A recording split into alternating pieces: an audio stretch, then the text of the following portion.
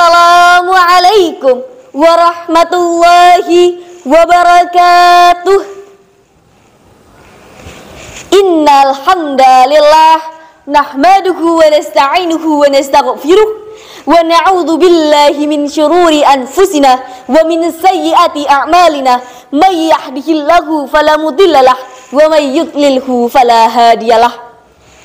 Asyhadu an la ilaha illallah wa asyhadu anna Muhammadan abduhu wa rasuluh la nabiyya ba'da.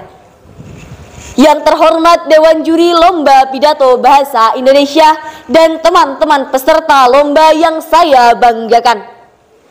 Marilah kita bersama-sama memanjatkan puji syukur kehadirat Allah Rabbul Izzati yang telah memberikan berbagai kenikmatan, terutama nikmat iman dan Islam serta sehat dan sempat sehingga kita dapat berkumpul di sini dalam keadaan sehat.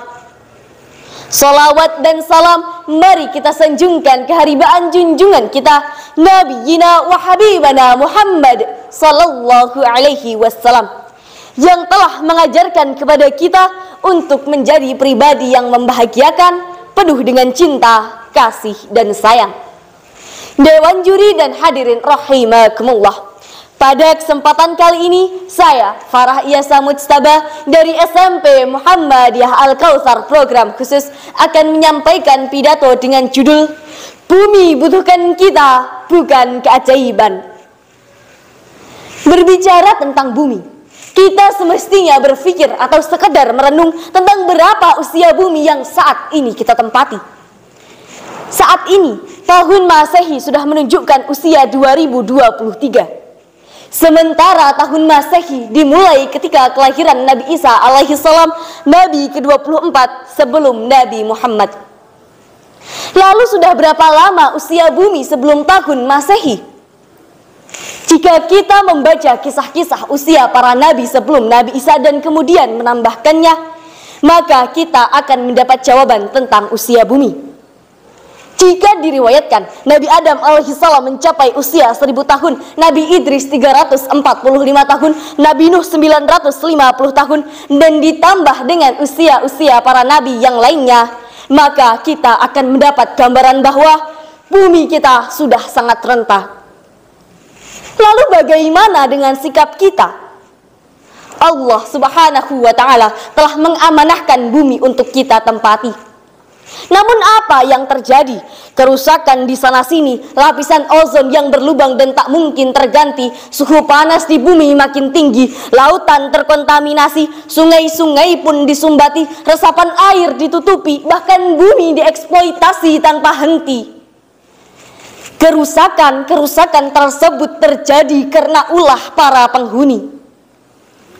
Sebagaimana Allah telah berfirman dalam Al-Quran surah Ar-Rum ayat 41, A'udzu billahi minasyaitonir rajim, Bismillahirrahmanirrahim. Dhaharal fasadu fil barri wal bahri bima kasabat aydil nas liyudhiqahum ba'dalladzi 'amilu la'allakum yarji'un. Telah tampak kerusakan di darat dan di laut disebabkan perbuatan tangan manusia. Allah menghendaki agar mereka merasakan sebagian dari akibat perbuatannya, agar mereka kembali ke jalan yang lurus. Kita adalah umat Rasulullah Sallallahu Alaihi Wasallam. Ketahuilah bahwa Rasulullah diutus untuk menyempurnakan akhlak. Tidak hanya hablum minallah dan hablum minan nas, tetapi juga hablum minal alam, yaitu akhlak kita terhadap alam. Bahkan ketika berperang, Rasul Muhammad mengajarkan kepada pasukan muslim untuk tidak merusak lingkungan dengan tidak merusak pohon dan tidak membunuh hewan peliharaan. Dewan Juri dan hadirin rahimakumullah, alam sebenarnya sudah menunjukkan tanda-tanda buak terhadap kecongkaan manusia. Lihatlah di sekitar kita, apabila hujan deras tercurah, jalan raya berubah menjadi sungai, dan sungai sudah tidak mampu menampung, bahkan tanah sudah tak mampu lagi menyerap air yang berlimpah ruah. Bencana banjir pun tak terelakkan. Sebenarnya ketika kita menjaga bumi, sama saja kita sedang menjaga diri kita sendiri.